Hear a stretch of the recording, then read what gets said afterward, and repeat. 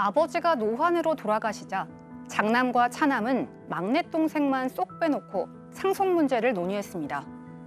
형들은 자신들은 부친의 건물을 갖기로 정했다며 막내 동생에게 토지를 받고 부모님의 제사를 지내라고 했고, 막내 동생은 형들의 말을 따랐는데요. 그로부터 5년 후 막내 동생이 상속받은 토지가 개발된다는 소식이 들려오자 형들은 돌연 말을 바꿉니다. 형들은 부당하다며 부친의 상속 재산을 다시 나누자고 했고, 막내 동생이 이를 거절하자 욕설을 퍼붓고 직장에 찾아가겠다면서 협박까지 했는데요. 그동안 묵묵히 형들의 의견을 따랐던 막내 동생도 가족들 앞에서 폭언을 하는 형들의 모습에 법적 대응을 결심합니다.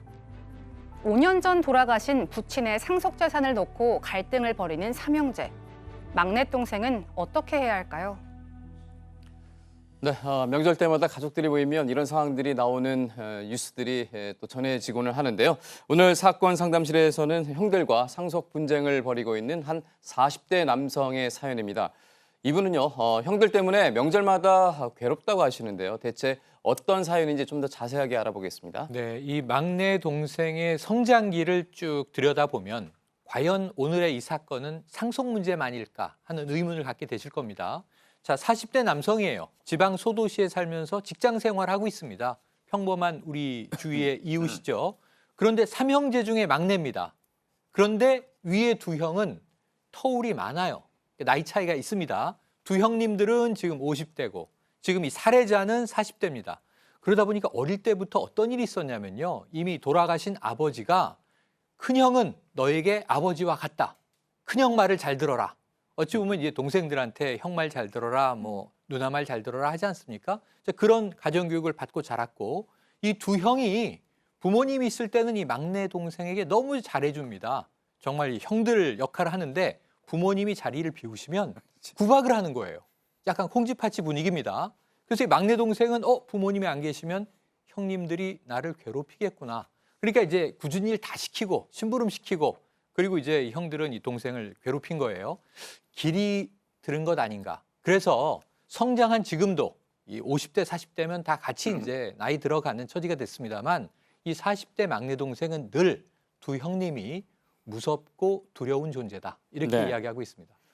네, 사연을 들어보면요. 심지어 몇 해 전에는 아버지가 돌아가셨을 때도 이 형들은 막내 동생만 쏙 빼고 자기들끼리, 그러니까 형들끼리만 상속 문제를 논의하고 그리고 이제 통보를 했다고요. 예, 아버님이 약 5년 전에 교통사고로 사망을 하신 것 같습니다. 그런데 이 아버님 같은 경우는 시내 쪽에서 가게를 하면서 근검 전략해가지고 적지 않은 이 재산을 모으셨다고 합니다. 그러니까 유산을 상당히 남기신 거죠. 그런데 아버지가 돌아가시고 나니까 이 동생만 쏙 빼고 두 형제가 모여가지고 상속 이 문제를 논의를 했다고 해요. 네. 그러면서 자신들이 그 논의한 결과만 동생한테 일방적으로 통보하는 거죠. 근데 그 일방적인 통보 내용이 뭐였냐면요. 막내 동생인 네가 부모님 제사 지내라. 그리고 제사를 지내는 사람이 시골에 토지를 갖는 게 맞다. 네. 시내 쪽에 있는 아버지가 남겨준 그 당시에 값 나가는 건물은 형들끼리 갖겠다. 네. 그러니까 그때는 아마 이 시골 땅값이 별로였던 것 같습니다. 네. 그래도 형들한테 주눅 들어서 살아왔던 이 동생 입장에서는 한 거도 못 해보고 그렇게 했어요. 그래서 때 되면 제사 지내고 명절 때 되면 차례 지내고 그다음에 벌초도 열심히 하면서 그 땅을 가지고 있었던 겁니다. 네. 이게 지내다 보면 어떤 그 반전의 상황들이 생기기 마련인데요. 1년 전에 이 막내 동생이 물려받은 토지가 개발된다는 소식이 들려오자 또 형들이 이제 태세 전환을 했다고요. 예, 태세 전환 맞습니다. 말도 바꾸고 행동도 바꾸고, 앞서 뭐 조상들 묘가 있는 땅을 물려받아라라고 했는데 그게 값이 나간들 조상들 묘가 있는 땅은 어차피 못 팔죠. 그러다 보니까 사실 이게 돈이 얼마냐가 아니라 하나도 안 준 거예요. 건물들 다 자기가 갖고 네. 대신 땅 줬으니까 네가 제사 지내라 이렇게 한 건데, 1년 전에 개발됐다는 소식이 들렸고 아버지가 돌아가신 지 4년이 됐을 시점이면 설과 추석 명절만 따져도 벌써 8번이 지나갔을 거고 기제사만도 4번이 있었겠죠. 근데 이 가운데 이 두 형들은 명절엔 단 한 번도 오지 않았고요. 네. 기제사에도 딱 한 번 왔습니다. 안 오는 이유, 우리 애들 학원 가야 돼서 우리 애들 입시가 있어 등등등 핑계를 대면서 명절에 단 한 번도 안 왔었고요. 그 이후로 벌초 누가 있는 당연히 막내 동생이 벌초도 다 했습니다. 사실은 혼자서 돌아가신 아버지를 다 모셨다라고 해도 과언이 아닌데 문제는 말씀하신 대로 땅이 개발된다. 개발되면 어차피 다 이제 보상받고 다 처리를 해야 되는 상황이잖아요. 네. 그러자마자 그렇게 바빠서 못 오시던 형들이 냉큼 달려와서 확정된 거냐 개발되는 거 보상금 얼마 받느냐 이럴 줄 알았으면 그때 재산 상속을 그렇게 분할하는 게 아니었는데 문제가 있다. 상속 다시 해야 되는 거다라고 동생한테 이야기를 합니다. 사실은 너무 뻔히 속이 보이는 거죠. 돈 될 줄 모르고 줬는데 돈 되니까 다시 나누자는 거잖아요. 네. 여기에 동생도 이제까지 서운했던 마음이 더 크게 이제 폭발을 하게 된 겁니다. 네. 지금 말씀하신 걸 들어보면 뭐 형들이 좀 해도 너무한다 그런 생각이 당연히 드는데요. 막내 동생은 지금까지 대부분 형들이 원하는 대로 했지만 이번 문제만큼은 양보할 수 없다. 지금 이렇게 얘기가 되고 있는 거죠. 네, 이게 뭐 대부분이 아니고요. 단 한 가지도 지금까지 살아오면서 형들의 말을 거스른 적은 없었다.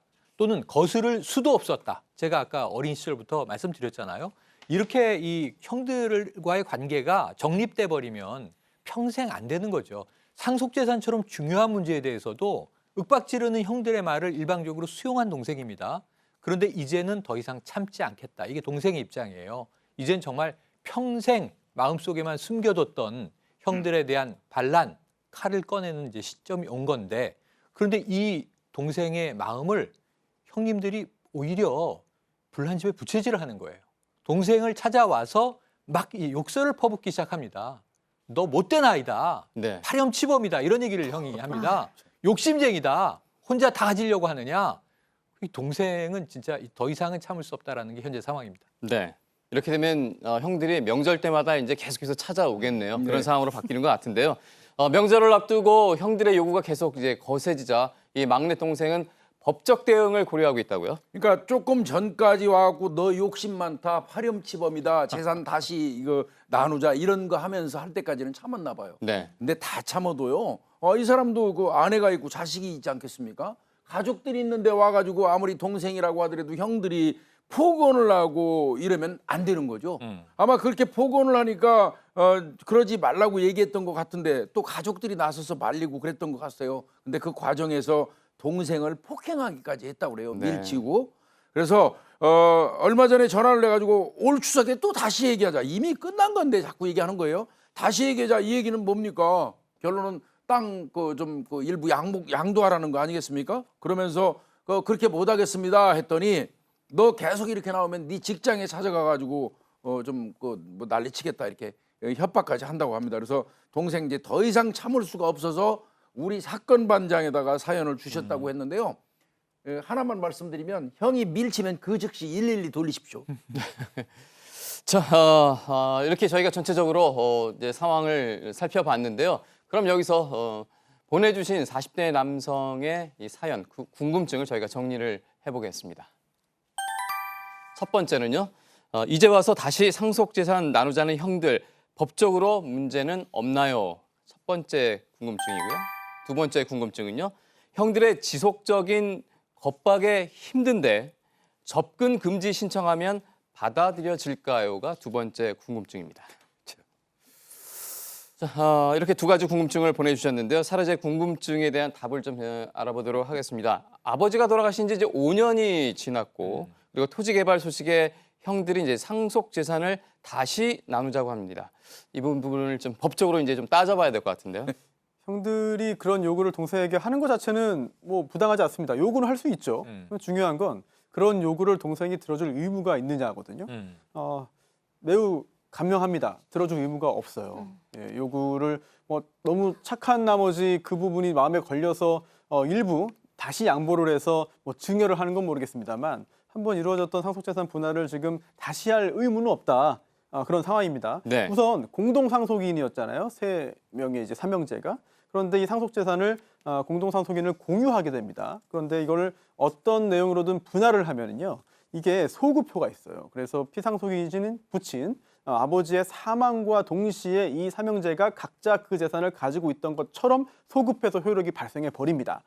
그런데 이렇게 상속재산을 분할하는 방법은 세 가지가 있어요. 첫 번째로는 아버지가 미리 지정해 놓은 지정 분할이 있고요. 또 협의가 이루어지지 않은 경우에 재판으로 가서 법원이 해주는 심판 분할이 있습니다. 그런데 이 사안 같은 경우에는 협의 분할이 이루어진 거예요. 그럼 이 협의 분할은 뭐냐?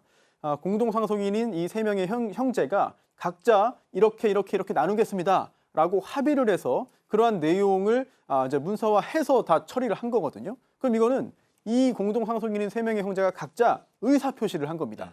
이렇게 나누는데 동의한다. 모든 사람들이 동의한 거거든요. 그래서 원칙적으로는 지금 한참 시간이 지났고 그러한 의사 표시에 하자가 없으면 이걸 바꿀 이유가 없고 바꿔줄 의무도 없어요. 그런데 예외적으로 이런 경우는 간혹 있습니다. 즉 당시에 이런 내용으로 나누기로 한 그 의사 표시에 착오가 있거나 또는 그러한 의사 표시를 함에 있어서 상대방의 다른 형제들의 사기, 강박이 있었다. 이런 경우에는 그 의사 표시를 취소할 수 있습니다. 그럴 경우는 다시 합의해야 되거든요. 협의를 해서 분할해야 되는데 지금 이 사안은 그런 사정조차 없어요. 네. 또 상당한 시간이 흘렀고 그렇다면 설령 형들이 이렇게 요구한다 하더라도 동생 입장에서는 이러한 형의 요구를 들어줄 의무는 전혀 없는 상황입니다. 네, 전혀 뭐 지금 손수호 변호사 다 설명을 했지만 그냥 무시하시면 됩니다. 아주 뭐 법적으로 네. 아무런 의미가 없는 것을 했고 뭐 형들이 조금 그러면 줄 수 있어요. 그럼 증여가 되는 부분이기 때문에 네. 그거 말고는 뭐 줄 의무는 전혀 없는 그런 상황입니다. 네, 지금 이어지는 궁금증이 접근 금지 신청 이 그렇죠. 부분인데 그것도 함께 그게 문제예요. 지금 줄 의무는 없는데 안 주니까 계속 괴롭히고 특히 폭언하고 가족 앞에서 욕설 하는데 유사한 사례가 2017년도에 판례가 하나 있었습니다. 이거는 네. 장남한테 동생들이 뭐 제사 이런 것 때문에 욕을 하고 이 장남이 이걸 녹음을 하고 접근 금지 가처분 신청을 넣었던 사건이 있습니다. 100m 이내로 동생들이 못 오게 하고 한 번 위반할 때마다 뭐 얼마 100만 원, 50만 원 달라고 소송을 넣은 적이 있는데 이거는 사실은 이런 것들을 좀 해놓으면 승소의 가능성이 있는데요. 접근 금지 가처분은 향후를 판단 많이 합니다. 지금도 중요하지만 다음에도 이렇게 폭행이나 폭언을 행사할 가능성이 농후하고 짙으냐 네. 그걸 법원에서 보는데 이 녹음 자료 한두 개 가지고는 이 향후에 그런 일이 반복될 가능성이 있다고 보기는 어렵다. 그래서 이거는 이제 기각된 사례인데 이 사건에서 형들이 계속 괴롭힌다면 계속 녹음하고 더 뭐 심각한 욕설이 있다면 그것을 갖고 접근금지 가처분 신청을 한다면 받아들여질 가능성도 있다 생각이 듭니다. 네. 자, 저희가 상속 재산을 놓고 형제들이 좀 갈등하는 상황을 다뤄봤습니다. 자, 다음은 함께 사는 세상으로 이어가겠습니다.